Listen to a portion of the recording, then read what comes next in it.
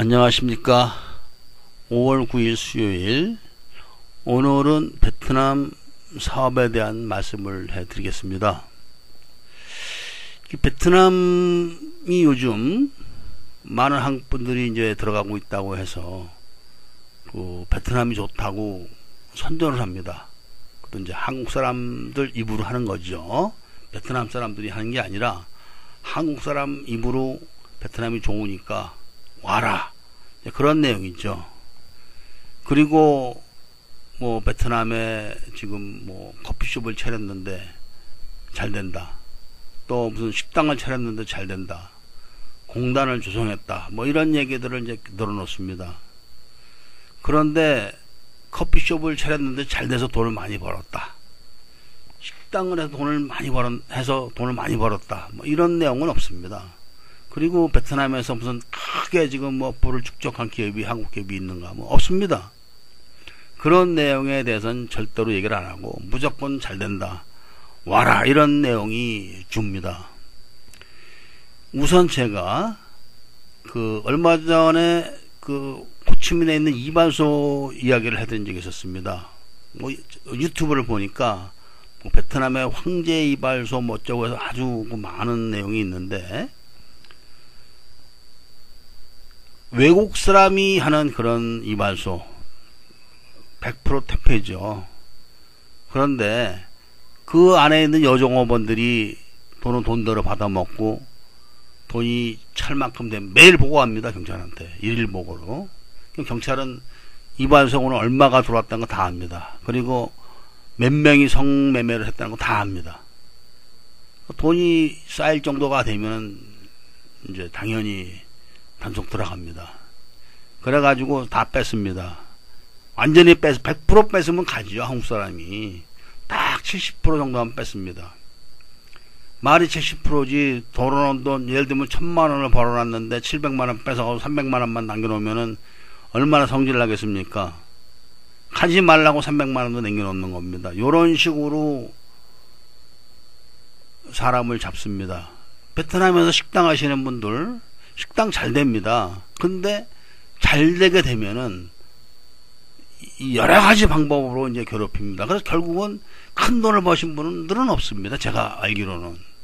그리고 얼마나 악랄하냐면은 베트남의 계약서라는 거는 아주, 이 빨갱이들 계약서라는 게 아주 꼼꼼합니다. 전기 따마, 스위치, 이런 것까지 다 일일이 적습니다. 심지어는 술을 팔면 안 된다, 이런 것도 다 적어 놓습니다. 식당에서. 그리고 이제 일감시를 합니다. 그러면은 식당이 잘 됩니다. 이제 뺏어야죠. 꼬투리를 잡아야 됩니다. 식당에서 손님들은 술을 먹습니다. 당연히 식당에서 김치찌개 놓고 밥 먹으면서 반주로 술을 먹습니다. 그런 거 딱 사진 찍어 놓습니다. 그리고 이제 때 되면은 그 사진 디미고 나가라, 계약 위반했다, 이렇게 나옵니다. 환장하는 거죠. 환장. 이 이야기는 제가 직접 식당 하시는 분한테 들은 겁니다. 그분은 돌아가셨습니다. 그분이 돌아가신 게 된 것은 물론 한국 사람한테 죽었는데, 그렇게 되게끔 꾸미는 것은 베트남 사람들이죠. 그렇게 꾸미는 것은. 그래서 그분이 얼마나 속이 상하면은 내가 한국으로 가겠다 이겁니다. 내가 한국으로 가겠다. 갈 때 비행기가 딱 하노이에 뜨는 그 시간에 벽에다가 시한폭탄을 장치해놓고 터트려놨으면 좋겠다, 이렇게 말씀을 하실 정도로 막 울분을 토하시고 했는데 결국은 돌아가셨죠. 아주 유명했던 식당이죠. 하노이에서. 그런 식으로 아주 어렵게 만듭니다. 장사가 잘 되면은 그런 식으로 너 술 팔았지, 계약 위반이야, 이렇게 하고, 장사가 안 되면은 임대료 안 낼까봐 타치 안 합니다. 절대로. 지금 베트남에 엄청 많이 지은 아파트들이 다 거의 다 베트남 아파트를 지면은 당원들한테 다 분양을 해줍니다. 분양해줄 때 은행에서 대출해줍니다. 그럼 계약금은 다 낼 수 있습니다. 잔금을 못 내죠. 그래서 그것을 전부 다 외국 사람한테 임대로 놓는 겁니다. 그 임대료라는 것이 다달에 은행에 낼 수 있는 그 비용이 임대료입니다. 그 비용이. 그런 정도로 베트남은 철저하게 그렇게 하는데, 그 중에 이제 자기들이 필요한 외국 사람들한테 여자를 대준다든지 약간의 이권을 준다든지 이렇게 해가지고 앞잡이를 만드는 겁니다. 그럼 그런데 부안해동 해가지고 베트남 좋다 와라 이거야. 공단 조성했으니까, 공단 지금 베트남에서 아마 물론 열심히 하시는 분들 중에서 100%다 망하고 그런 건 아닙니다. 또 망하게까지는 안 합니다. 베트남 사람들이 벌은 돈을 뺏어가는 게 이게 문제죠. 벌은 돈을. 그 베트남에서 큰 돈을 번 기업체는 제가 알기로는 별로 없습니다. 뭐 버시는 분들도 있죠. 왜 없겠습니까? 호치민의 인형공장 같은데 돈 많이 버는 회사들도 있습니다. 그런 데는 관리가 철저하게 되는 회사입니다. 관리가. 그런데 먼저 번에 제가 말씀드렸지만 이 관리가 안 된다는 쌍만 얘들이 알면은 거덜을 내죠, 바로. 그리고 접수를 하죠. 그래서 이 관리 문제는 이제 먼저 번 편에 제가 말씀을 드렸던 관계로 오늘은 생략하기로 하고, 무조건 잘 된다 와라 이렇게 말씀하실 게 아니라 베트남에 와서 가령 예를 들면은 커피 전문점을 차립니다. 커피 전문점이 잘 되면은 계약 연장 해줍니까? 응? 계약 연장해 줄 때 어떻게 하겠습니까? 그런 설명을 해주시면서 베트남이 장사가 잘 되니까 와라 이렇게 이야기하는 것이 맞지. 그렇게 끌어들여 가지고 빼도 박도 못하게 만들어 놓으면은 결국은 뭐 한국 사람들만 손해를 보는 건데, 물론 한국의 정부도 신경 안 씁니다. 또 무슨 단체들도 신경 안 씁니다. 다 제각기 자기 이속 챙기기 바빠가지고 신경 안 쓰기 때문에 돈을 들고 가시는 분들이 각자 알아서 조심을 하셔야 됩니다. 각자 알아서. 그래서 제가 항상 말씀을 드리지만 작은 사업은 베트남에 불리합니다. 왜냐하면 일단 민족성 자체에다가 그다음에 국가 이념 뭐 이런 자체가 다른 나라하고는 틀립니다. 우선 뺏는 것을 걔네들은 뺏는 것이 정당화돼 있고 합법화돼 있다시피 한 나라입니다. 그리고 뺏는 방법에 대해서 아주 디테일하게 방법들이 돼 있습니다. 아까도 말씀드렸지만 술을 팔면 안 된다. 식당에서 술을 예를 들면은 술집처럼 술을 파는 게 아닌데 그런 약점 딱 잡습니다. 그리고 뭐 온갖 걸 다 잡아가지고 그렇게 하노이에서 오랜 식당 하신 분들도 크게 돈 번 걸 제가 본 적은 없습니다.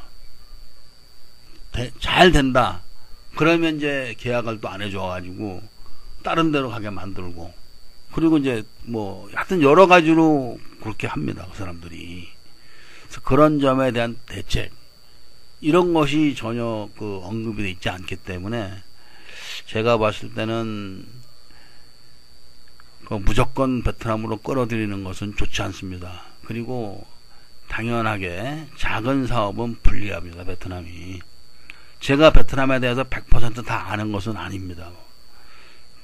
거기 오래 있다 보니까 눈으로 보고 겪고 듣고 이런 것들을 이제 말씀을 드리는 것인데, 제 얘기가 지금도 조금도 틀리지 않다고 봅니다. 오라는 것은 좋습니다. 오라는 것은 베트남으로. 그리고 사업을 하라는 것도 좋습니다. 그것을 말하는 게 아닙니다.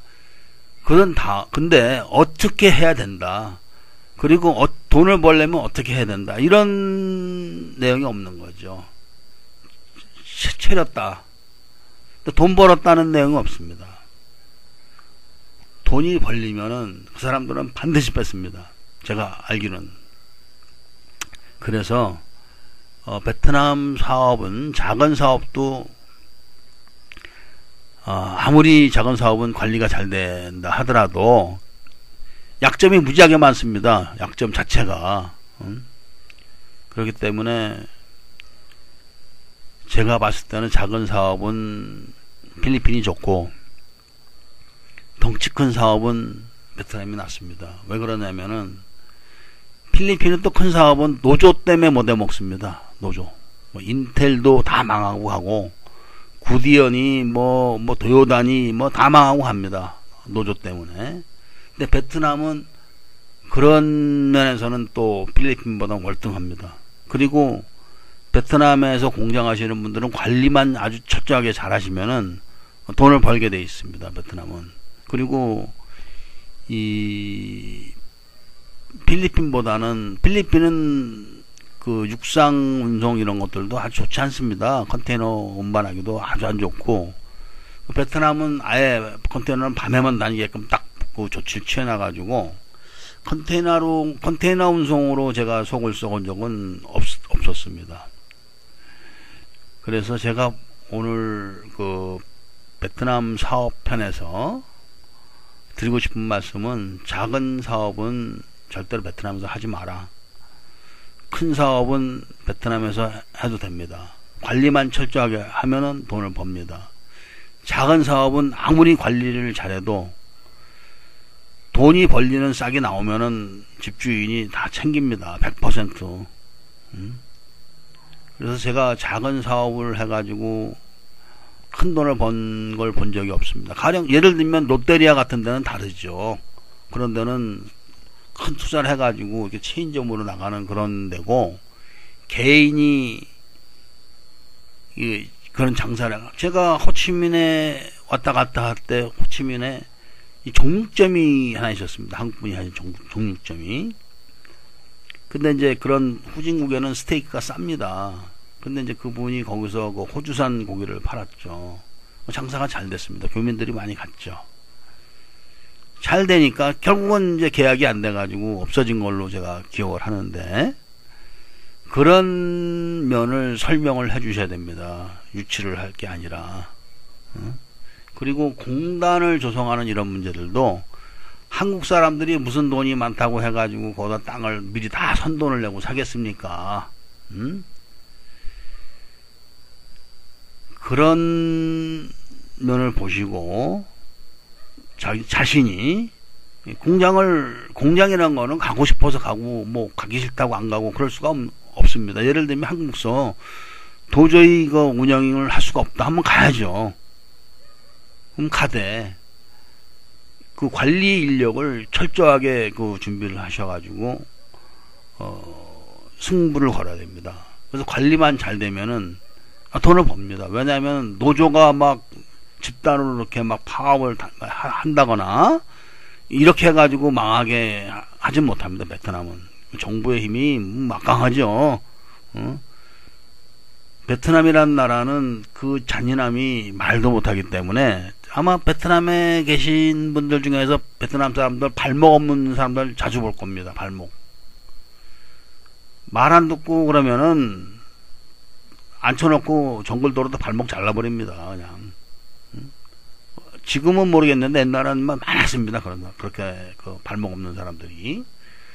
그런 정도로 잔인하기 때문에 쉽게 볼 사람들이 아닙니다. 쉽게 볼. 그래서 무조건 장사 잘 된다, 와라, 뭐 차렸다, 이런 말만 들으시면 안 되고, 그런 말로 현혹하시는 분들은 뭐 오죽하면 그렇게 하시겠습니까마는, 그래도 그 뒤에까지는 다 좀 챙겨주시는 게 좋지 않을까, 그렇게 한번 생각해 봅니다. 저는 오늘은 베트남 사업편에서 차리는 것만 생각하지 마시고 그 뒤를 생각하시라는 거, 그리고 그 계약서를 디테일하게 쓸 때 걔네들이 요구하는 사항이 있으면은 왜 그런 요구한 사항을 했는가를 생각을 하셔가지고 B조항을 거기다 반드시 달아야 됩니다. B조항을. 그래도 뺏으려고 들면은 뺏깁니다. 그래도 그런 점을 충분히 이해를 하시고, 가능하면 작은 거는 베트남에서 하지 않는 게 좋다라는 말씀을 드리면서 오늘은 줄이겠습니다. 감사합니다.